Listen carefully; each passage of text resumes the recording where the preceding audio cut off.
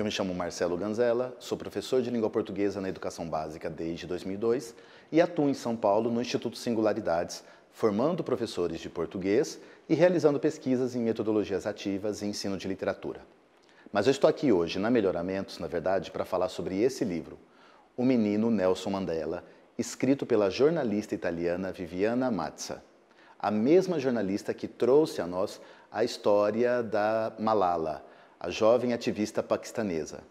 Agora, Viviana, em outro trabalho primoroso e jornalístico, ela vai à África do Sul e coleta diversos depoimentos com as pessoas que viveram com Nelson Mandela. E, a partir desses depoimentos, ela constrói essa biografia romanceada que vai contar a história do jovem Rolihlahla, que é o nome de Nelson Mandela em Xhosa, a língua original de onde Nelson Mandela nasceu. O livro todo é narrado por uma anciã, a vovó Nombulelo.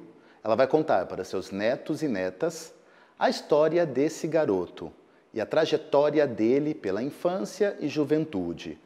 A anciã conta a história deste menino desde os seus 8 anos de idade, sua vida pastoreando, sua amizade com o jovem Maxon, sua ida a Joanesburgo, a juventude e o despertar dos ideais de igualdade e justiça diante de uma sociedade tão desigual e racista como era a África do Sul à época do apartheid.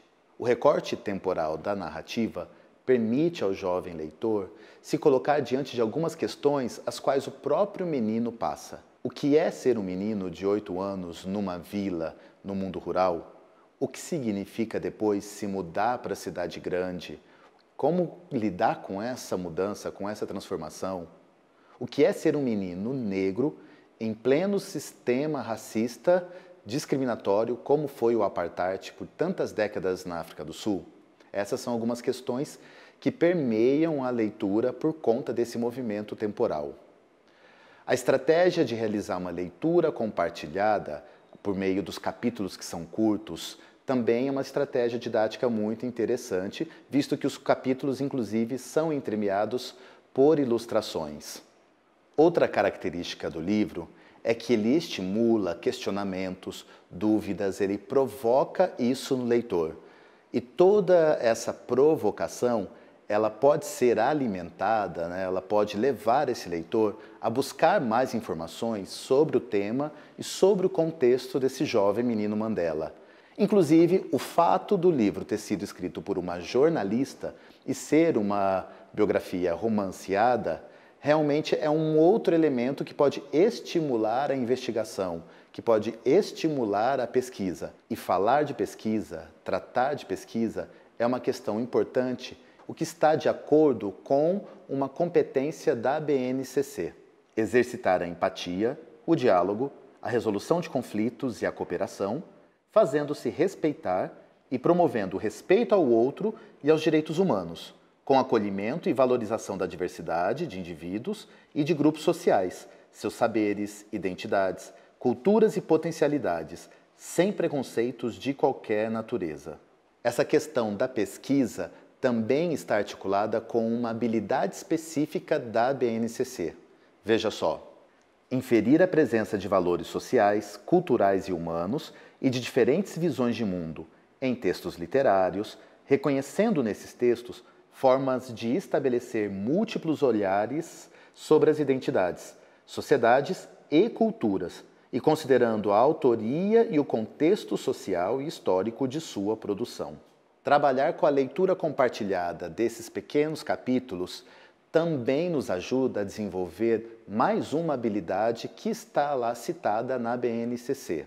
Participar de práticas de compartilhamento de leitura, recepção de obras literárias, manifestações artísticas, como rodas de leitura, clubes de leitura, dentre outros, tecendo, quando possível, comentários de ordem estética e afetiva.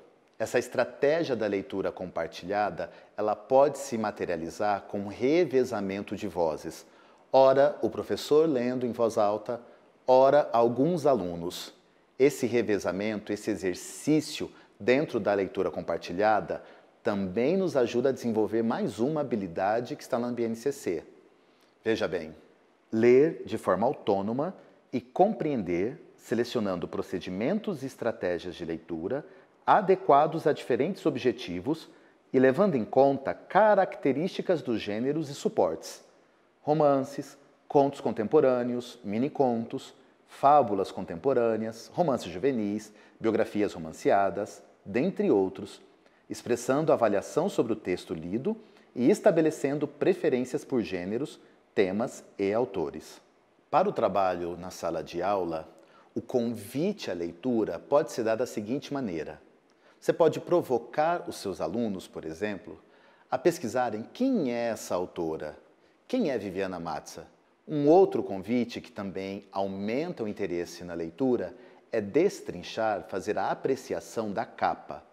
A capa tem muitos detalhes escondidos. Inclusive, o trabalho com a capa pode ser um trabalho no começo da leitura e durante a leitura do livro todo. Além da capa, há questões na própria escritura do texto, há marcas gráficas na escritura, como, por exemplo, a caixa alta na abertura de cada capítulo, ou o itálico demarcando as vozes de uma narradora. Todos esses detalhes, entremeados pelas ilustrações, devem ser explorados com os estudantes a fim de que eles ampliem seu repertório estético literário. Um outro elemento, um outro aspecto muito rico que pode ser trabalhado em sala de aula diz respeito a um poema em que o filho de Mandela escreve a seu pai à época em que ele está na prisão. Uma árvore foi abatida e seus frutos se espalharam. Eu chorei porque perdi uma família. O tronco, meu pai, os frutos, a esposa e os filhos, que significavam tanto para ele. Saborosos, afetuosos como deveriam ser. Tudo foi ao chão. As raízes, a felicidade cortadas dele. Quem é esse eu lírico? Com quem ele está falando? Por que ele traz essa emoção?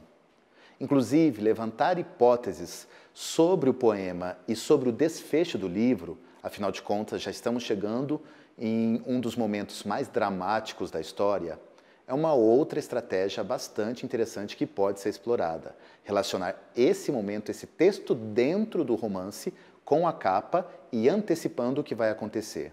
Todo esse trabalho de análise literária está relacionado com uma habilidade da BNCC relacionada à leitura. Analisar os efeitos de sentido do uso de figuras de linguagem, como ironia, eufemismo, antítese, aliteração, assonância, dentre outras.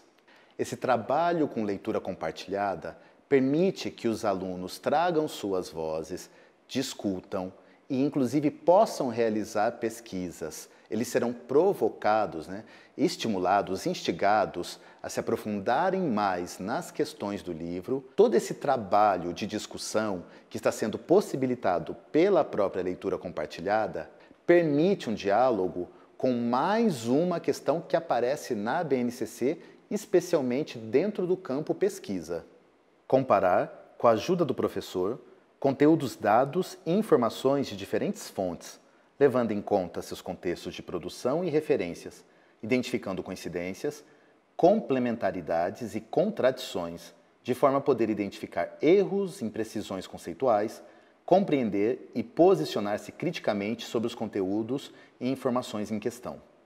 Além de todas essas questões, o livro também permite um trabalho interdisciplinar com língua inglesa, arte, geografia, história, enfim.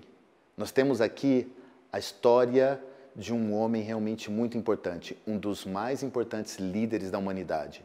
Um homem que ficou preso 27 anos por conta da luta por justiça. O primeiro presidente negro da África do Sul.